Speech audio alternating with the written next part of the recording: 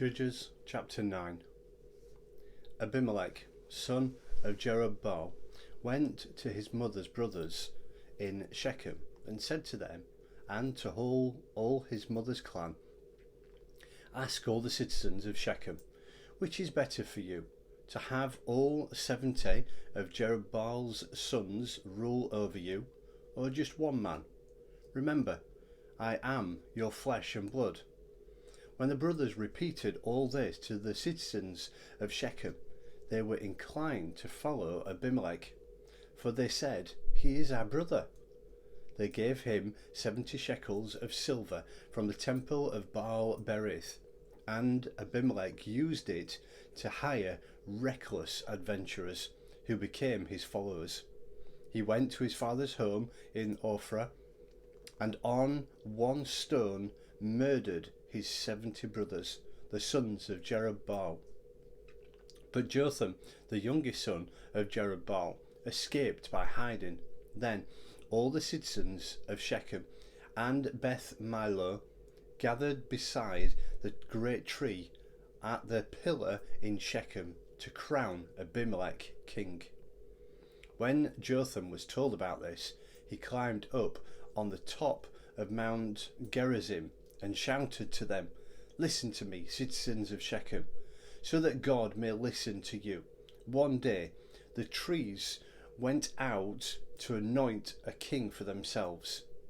They said to the olive tree, "Be our king."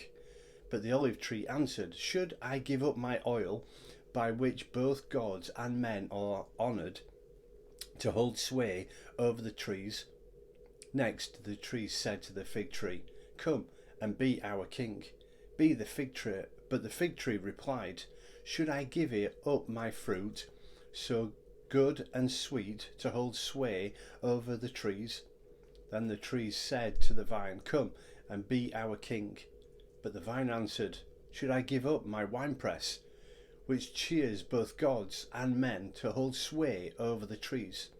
Finally, all the trees said to the thornbush, "Come and be our king."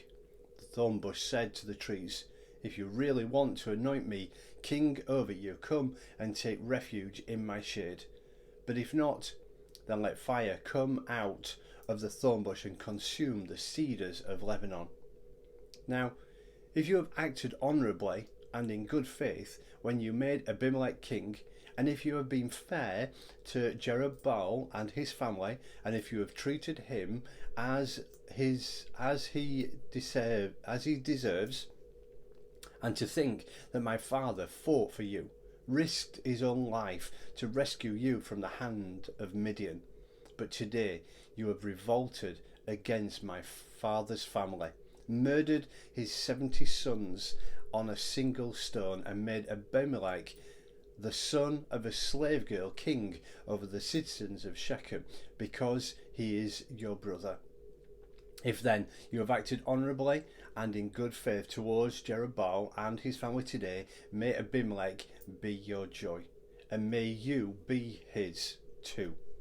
But if you have not, let fire come out from Abimelech and consume you, citizens of Shechem and Beth Millo, and let the fire come out from you, citizens of Shechem and Beth Millo, and consume Abimelech.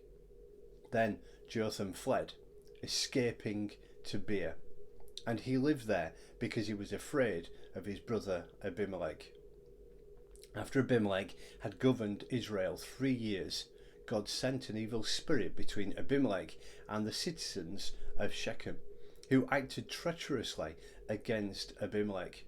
God did this in order that the crime against Jerub-Baal's 70 sons, the shedding of their blood, might be avenged on their brother Abimelech and on the citizens of Shechem, who had helped him murder his brothers. In opposition to him, these citizens of Shechem set men on the hilltops to ambush and rob anyone who passed by, and this was reported to Abimelech. Now Gaal, son of Ebed, moved with his brothers into Shechem, and its citizens put their confidence in him. After they had gone out into the fields and gathered the grapes and trodden them, they held a festival in the temple of their God. While they were eating and drinking, they cursed Abimelech. Then Gaal, son of Ebed, said, "Who is Abimelech, and who is Shechem, that we should be subjected to him? Isn't Jerub-Baal's son, and isn't Zebul his deputy? Serve the men of Hamor, Shechem's father. Why should we serve Abimelech? If only his people were under my command, then I would get rid of him. I would say to Abimelech, call out your whole army." When Zebul, the governor of the city, heard what Gaal's son of Ebed said, he was very angry. Under cover, he sent messengers to Abimelech, saying, "Gaal, son of Ebed, and his brothers have come to Shechem and are stirring up the city against you. Now then, during the night you and your men should come and lie in wait in the fields. In the morning at sunrise, advance against the city. When Gaal and his men come out against you, do whatever your hands finds to do." So Abimelech and all his troops set out by night and took up concealed positions near Shechem in 4 companies. Now Gaal, son of Ebed, had gone out and was standing at the entrance to the city gate just as Abimelech and his soldiers came out from their hiding place. When Gaal saw them, he said to Zebul, "Look, people are coming down from the tops of the mountains." Zebul replied, "You mistake the shadows of the mountains for men." But Gaal spoke up again, "Look, people are coming down from the centre of the land. A company is coming from the directions of the soothsayer's tree." Then Zebul said to him, "Where is your big talk now? You who said, 'Who is Abimelech, that we should be subject to him?' Aren't these the men you ridicule? Go out and fight them." So Gaal led out the citizens of Shechem and fought Abimelech. Abimelech chased him, and many fell wounded in the fight, all the way to the entrance to the gate. Abimelech stayed in Arumah, and Zebul drove Gaal and his brothers out of Shechem. The next day, the people of Shechem went out to the fields, and this was reported to Abimelech. So he took his men, divided them into 3 companies, and set an ambush in the fields. When he saw the people coming out of the city, he rose to attack them. Abimelech and the companies with him rushed forward to a position at the entrance of the city gate. Then 2 companies rushed upon those in the field and struck them down. All that day Abimelech pressed his attack against the city until he had captured it and killed its people. Then he destroyed the city and scattered salt over it. On hearing this, the citizens in the tower of Shechem went into the stronghold of the temple of El-Berith. When Abimelech heard that they had assembled there, he and all his men went up to Mount Zalmon. He took an ox and cut off some branches, which he lifted to his shoulders. He ordered the men with him, "Quick, do what you have seen me do." So all the men cut branches and followed Abimelech. They piled them against the stronghold and set it on fire over the people inside. So all the people in the town of Shechem, about 1,000 men and women, also died.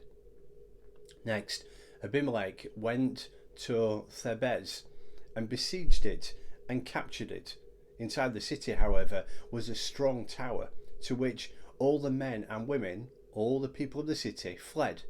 They locked themselves in and climbed up on the tower roof. Abimelech went to the tower and stormed it, but as he approached the entrance to the tower to it, set it on fire. A woman dropped an upper millstone on his head and cracked his skull. Hurriedly he called to his armor bearer, draw your sword and kill me, so that they can't say a woman killed him. So his servant ran him through, and he died. When the Israelites saw that Abimelech was dead, they went home. Thus God repaid the wickedness that Abimelech had done to his father by murdering his 70 brothers. God also made the men of Shechem pay for all their wickedness. The curse of Jotham, son of Jerub-Baal, came on them.